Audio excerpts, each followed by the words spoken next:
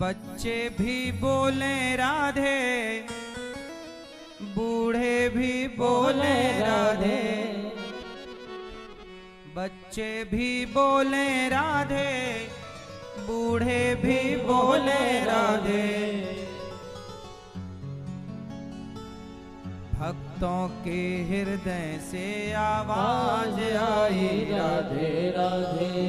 भक्तों के हृदय से आवाज आई राधे राधे। राधे को नाम अनमोल बोलो राधे राधे। राधे को नाम अनमोल बोलो राधे राधे। बोलिए भक्त वत्सल भगवान की जय।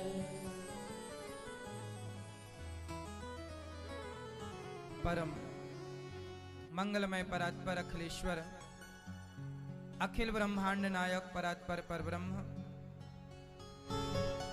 भगवान श्री कृष्ण की वांगमय प्रतिमूर्ति श्रीमद् भागवत महापुराण। दूर दूर से आए आप सभी भक्तजन, साधना चैनल पर कथा का रसपान कर रहे सभी भक्तों को जय श्रीमन नारायण, जय श्री कृष्णा, राधे राधे। आप सभी भक्तों का बहुत बहुत स्वागत, वंदन, अभिनंदन आज की मंगलमयी अमृतमयी कथा में। कैसे हैं आप सब लोग? सब आनंद में हैं? कथा समझ में आ रही है? कथा से समाज में बदलाव हो रहा है, हाँ या ना? आप सभी भक्तों का गौरी गोपाल आश्रम में बहुत बहुत स्वागत है। आप सब आए, कथा की गंगा में डुबकी लगा रहे हैं। आपकी उपस्थिति बता रही है कि इस घोर कलिकाल में आप जैसे कुछ अच्छे सच्चे भक्तों के बल पर यह धरती टिकी हुई है। आप सब बड़े प्रेम से जो यहाँ कथा का रसपान कर रहे हैं, निश्चित ही आप अपना कल्याण तो कर रहे हैं, साथ ही समाज को ये प्रेरणा दे रहे हैं कि आप सब भी कथा सुना करें। जो जहां है वहीं से कथा सुने। साधना चैनल पर कथा निरंतर अब 3 बजे से 6 बजे तक अखंड गंगा की धारा बहेगी और बह रही है। आप सब इस पावन सी कथा से जुड़ें और औरों को भी जोड़ें। भगत यादव जी, निशा यादव जी, आप सभी लोग दिल्ली से आए हैं और प्रेम पूर्वक कथा का रसपान कर रहे हैं, भगवान की कथा श्रवण कर रहे हैं और अपने जीवन को कृतार्थ कर रहे हैं। साथ ही श्री भीखम प्रसाद तिवारी जी, श्रीमती मंदाकिनी तिवारी जी, हेमंत तिवारी जी, श्रीमती प्रीति तिवारी जी, दीपक तिवारी जी, पूरा परिवार बिलासपुर छत्तीसगढ़ से आप आए हैं और परिवार कथा की गंगा में आप जुड़ रहे हैं। साथ ही श्रीमती प्रेमलता नारायण केंद्री जी, अहमदपुर महाराष्ट्र से, श्रीमती छाया तुकाराम केंद्री जी, बेटा चंद्रशेखर सीताराम मुंडे, परिवार आप आए हैं महाराष्ट्र से और प्रेम पूर्वक कथा का रसपान कर रहे हैं।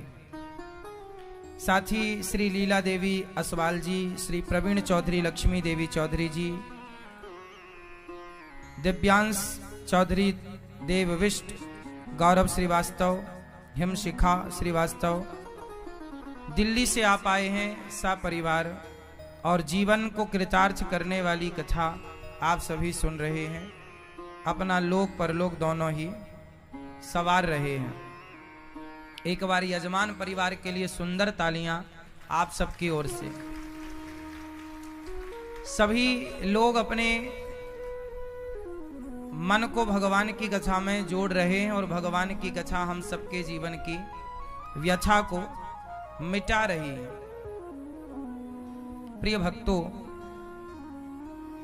श्री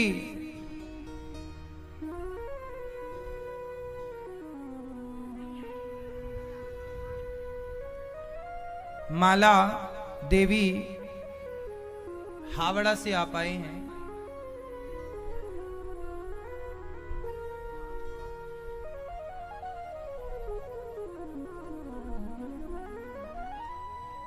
ओम प्रकाश सहगल जी वर्ली बॉम्बे से हैं। आप श्री ओम प्रकाश जी, आपने गौरी गोपाल आश्रम में जो सेवाएं चल रही हैं, वृद्ध माओं के लिए एक रूम, रसोई सेवा, गोदान, और वृद्ध माओं में किसी मां को आंखों के ऑपरेशन की आवश्यकता है तो उनके लिए आप श्रीमान वाजिंदर सहगल जी लोखंड वाला मुंबई से हैं, और आप श्री की ओर से 5,82,000 रुपए का सहयोग गौरी गोपाल आश्रम में प्राप्त हो रहा है।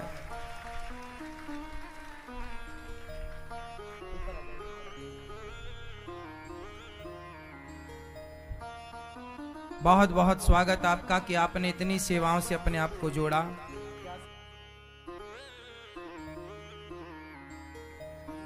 श्री राजेंद्र सहगल जी के लिए सुंदर तालियां, जिन्होंने वृद्ध माओं के लिए इतना सोचा। सोचिए, वृद्ध माओं की आंखों के ऑपरेशन के बारे में भी आपने सोचा कि आप किसी वृद्ध मां को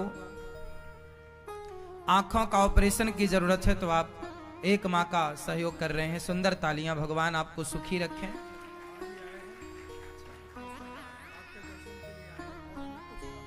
देखिए, ये कह रहे हैं हम उतनी दूर से केवल इन सेवाओं के लिए आए थे, सेवा करने के लिए, और सेवा करके भी ये 2 दिन बाद जाएंगे।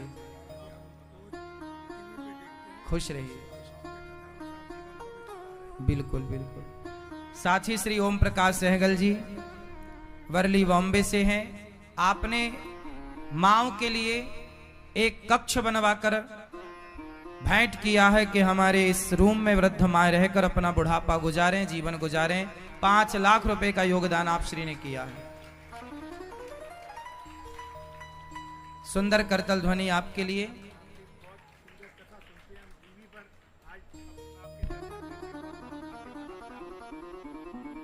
खुश रहिए। कथा सुनते हैं आप, खुश रहिए, सुखी रहिए। भगवान की कृपा आप सभी पर बनी रहे, सदा आप सुखी और प्रसन्न रहें, यही आप सबके लिए मंगल कामना।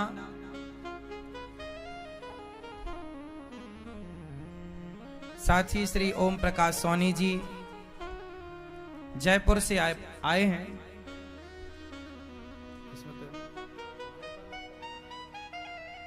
जयपुर से आपका बहुत बहुत स्वागत है। गौरी गोपाल आश्रम की सेवाओं का दर्शन करने आप जरूर आया करिए जहां हैं। अब भारत बदल रहा है, और बदलता हुआ भारत क्या है? बदलता हुआ भारत ये है कि अब जब आप वृंदावन धाम में तीर्थों में आ पाएंगे तो आपको यहाँ सेवाओं का भी दर्शन करने आना चाहिए। और केवल सेवाओं का दर्शन करना ही नहीं, सेवाओं से सीखना है किस तरह से सेवा करनी भी है आपको, अपने माता की, अपने पिता की, समाज में किस तरह से सेवा की जा सकती है।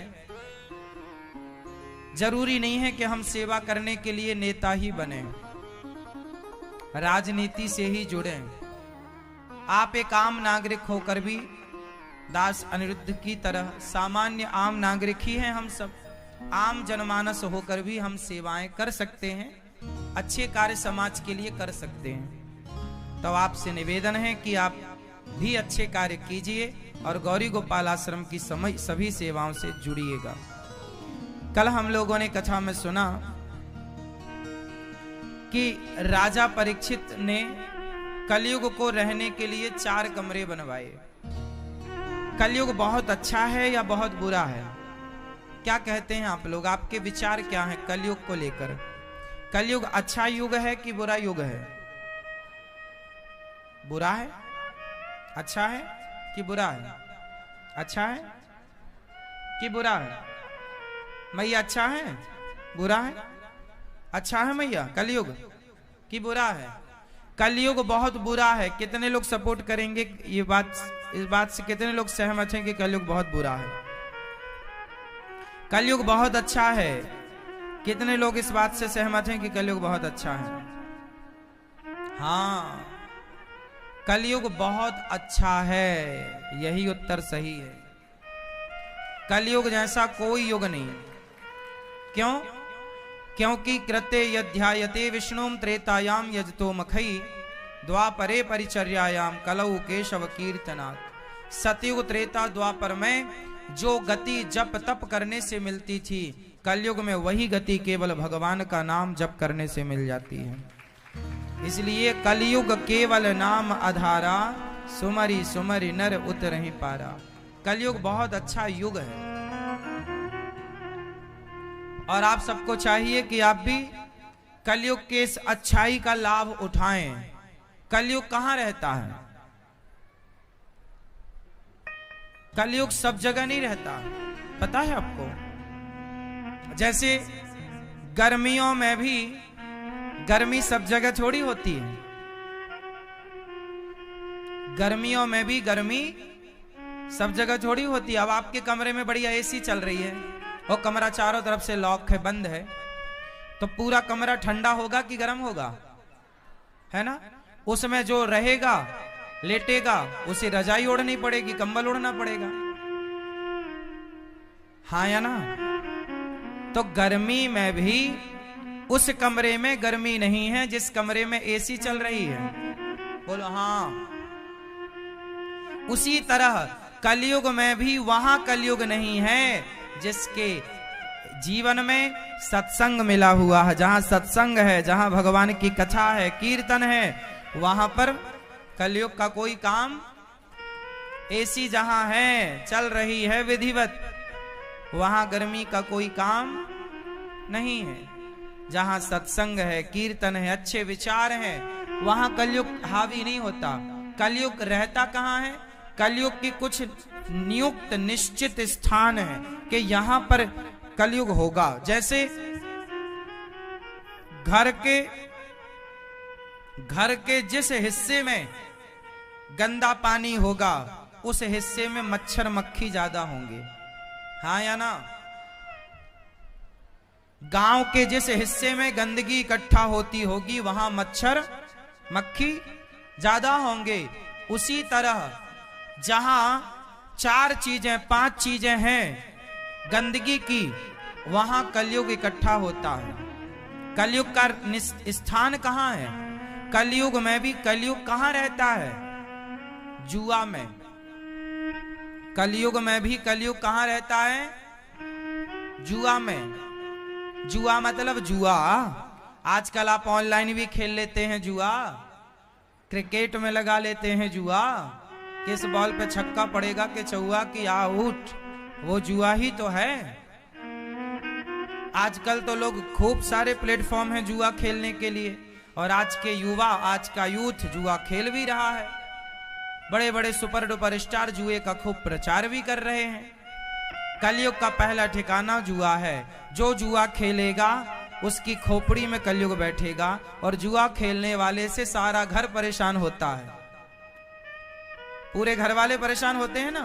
तो जुआ कलयुग का स्थान है, क्योंकि जहां जुआ होगा वहां कलयुग। कलयुग जिसकी खोपड़ी में बैठेगा वो कलयुग उस व्यक्ति के माध्यम से पूरे घर वालों को परेशान करेगा। इसलिए घर में एक जुआड़ी हो जाए तो उस एक से पूरा घर वाले परेशान हो जाते हैं। कलह, कली मतलब कलह, जहां झगड़ा हो, कलह हो, वो कलयुग। तो आप लोग जुआ तो नहीं खेलते ना? जुआ खेला कौरवों ने, सत्यानाश हो गया। जुआ द्यूतम पानम, पानम बोले तो कलयुग का पहला ठिकाना जुआ। दूसरा शराब। शराब पीना सही है या गलत है? एक बहन हमसे कुछ दिन पहले प्रश्नोत्तरी में पूछ रही थी कि महाराज जी ये पानी ही तो है, एक प्रकार का लिक्विड फॉर्म में ही तो रहता है, क्या नुकसान है पीने से? अभी हम भोपाल जेल के अंदर कथा सुनाने गए थे कैदियों को। आप लोगों ने भी वो कथा सुनी होगी। वहां हमने सारे कैदियों से बात की, लगभग 4000 कैदी थे। सारे कैदियों से बात की तो उन सारे कैदियों में ये कहना था, 99% कैदियों का। हमने पूछा कि आप जेल क्यों आ गए, जेल क्यों आ गए, क्या गुनाह हुआ? बोले जितना भी गुनाह हुआ है वो सारा गुनाह शराब के नशे में हुआ है।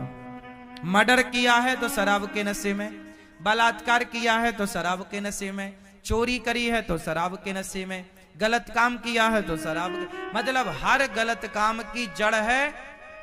जो शराब पीता है उसके दिमाग में सही विचार आ ही नहीं सकते, गलत ही विचार आएंगे। शराब क्यों नहीं पीनी चाहिए? क्योंकि शराब पीने के बाद जो थॉट आएंगे, जो विचार आएंगे वो गलत ही आएंगे, गुड विचार आ ही नहीं सकते, अच्छे विचार नहीं आ सकते।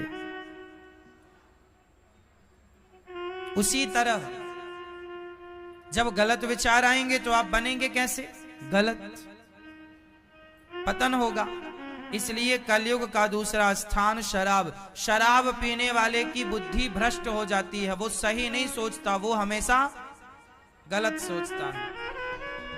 वो ये सोचता है कि मेरी मां मेरी दुश्मन है, वो ये नहीं सोचता कि तेरी मां, मेरी मां जो है वो मेरा भला सोच रही है। उसे मां दुश्मन लगने लगती है, उसे पत्नी दुश्मन लगने लगती है, उसे बच्चे दुश्मन लगने लगते हैं। और जो शराब पीने वाले लोग हैं जिनके संग वो पीता है बैठकर दिन भर, वो उसे बहुत प्यारे लगते हैं, वो उसे बहुत अच्छे लगते हैं, वो उसे शुभ चिंतक दिखते हैं कि ये मेरे शुभ चिंतक हैं जो मेरे लिए शराब बचा के रखते हैं।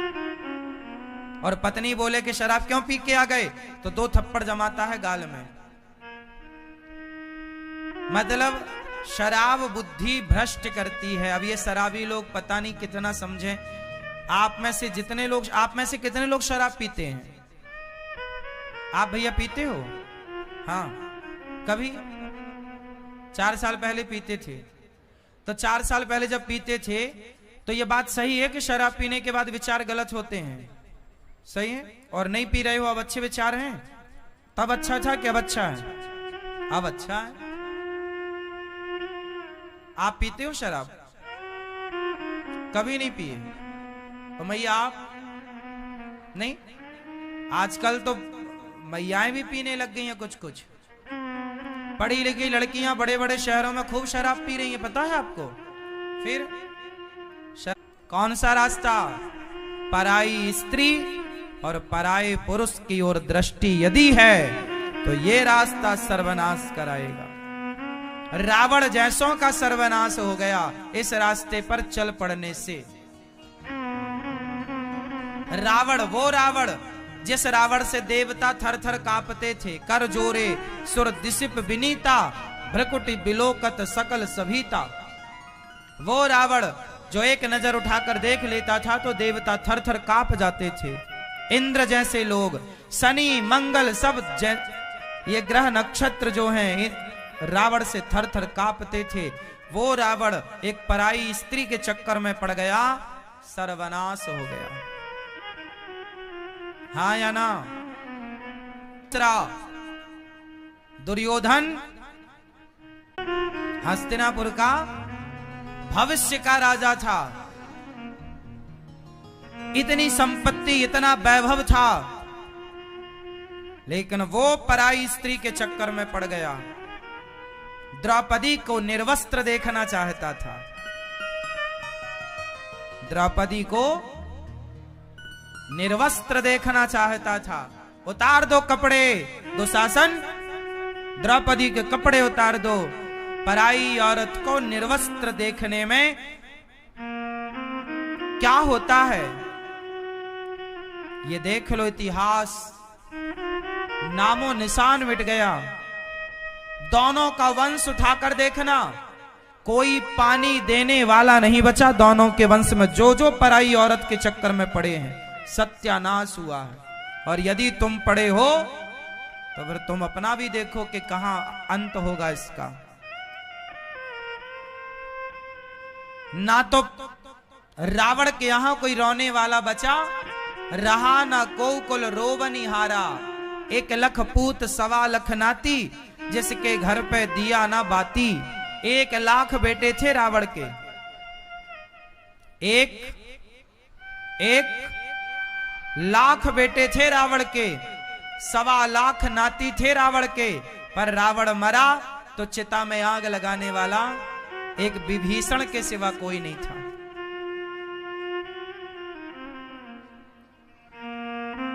परिणाम क्या गलती की रावण ने? पराई औरत। दुर्योधन मरा, 100 भाई थे दुर्योधन, 100 के फिर बेटे अलग, ना जाने कितना बड़ा परिवार था। पर जब मरे तो चिता पर आग लगाने वाला कोई नहीं था। इसलिए अपने बच्चों को स्कूल की शिक्षाएं जो देते हो दो, पर शिक्षा के साथ चरित्र की शिक्षा जरूर दीजिएगा। बच्चों को क्या बनाइए? चरित्रवान। खूब पढ़ लिख करके आपके बच्चे यदि डिग्रियां ले आए और चरित्रवान ना बने तो उन डिग्रियों का करोगे क्या? आज भी शिक्षा से ज्यादा चरित्र की कीमत है। क्या कहते हैं आप? शिक्षित व्यक्ति ज्यादा कीमती है या चरित्रवान व्यक्ति ज्यादा कीमती है? यदि शिक्षित व्यक्ति चरित्रवान भी हो तो सोने में सुहागा है कि नहीं? इसलिए शिक्षित तो होना चाहिए, शिक्षा जरूरी है, पर शिक्षा कैसी? जो शिक्षा आपको चरित्रवान बना दे उसी को शिक्षा कहते हैं, और जो शिक्षा आपको चरित्रहीन बना दे वो काहे की शिक्षा है? चरित्र पाठ पढ़िए चरित्र का। इसलिए हमारे यहाँ संत लोग चरित्र लिखते हैं। राम जी का क्या लिखा तुलसीदास जी ने? रामचरित्र मानस। क्या लिखा राम जी का? चरित्र। सिखाओ बच्चों को चरित्र के बारे में।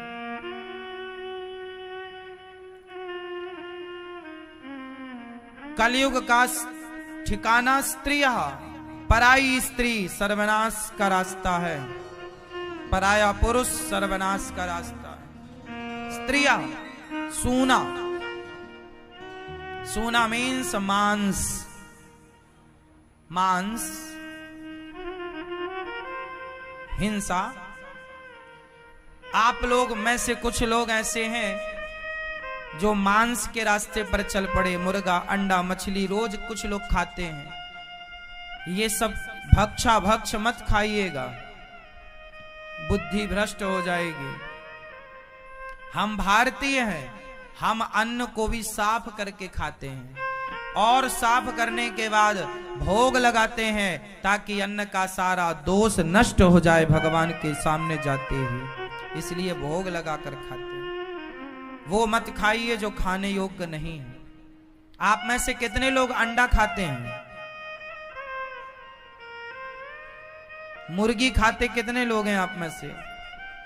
कितने लोग मछली खाते हैं आप में से? मैया अंडा खाती हो मेरी माँ? अंडा नहीं, मुर्गी नहीं, मछली नहीं। राजा परीक्षित ने एक मुकुट पहन रखी थी सोने की, वो जरासंध की मुकुट थी।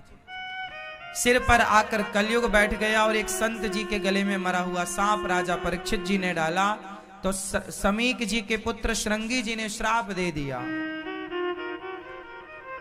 इति लंघित मर्यादम तक्षकः सप्तमे हनि। आज से 7वें दिन तक्षक तुम्हें डस लेगा और तुम्हारी मृत्यु हो जाएगी।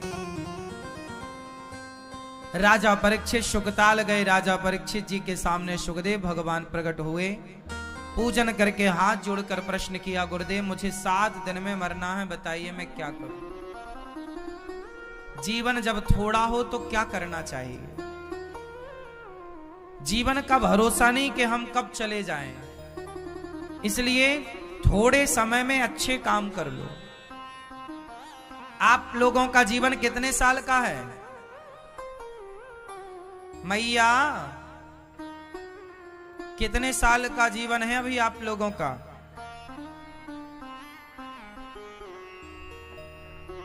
बेटा, ओ भैया ठीक है, शांति से बैठो, सब चुपचाप बैठो। अच्छा ये बताओ, आप लोगों का जीवन अभी कितना शेष है? मैया बैठो, मेरी माँ बैठ जाओ, खुश रहो। कितना हमारा जीवन अभी शेष है पता है कुछ आप लोगों को? नहीं? कितने साल की जिंदगी है अभी आपकी? गई बहुत थोड़ी रही, नारायण अवचेत, काल चिरैया चुग रही, निस दिन आयु खेत। गई बहुत, बहुत चली गई है, थोड़ी सी बची है। आपकी कितनी उम्र बची है अभी? मैया, ओ मैया, ये मैया से पूछो कितनी बची है अभी आपकी? आपकी कितनी बची है? आपकी कितनी है? आप सबकी कितनी बची है अभी? यदि हम 50 साल के हो गए, एक उदाहरण लो, यदि आप 50 साल के हो गए तो उम्र होती है 100 साल। हम सबकी आयु लगभग कितनी है? अधिक से अधिक 100 वर्ष। 100 वर्ष से ज्यादा तो बड़ा कठिन है। यदि आप 50 साल के हो गए तो अब बची कितनी?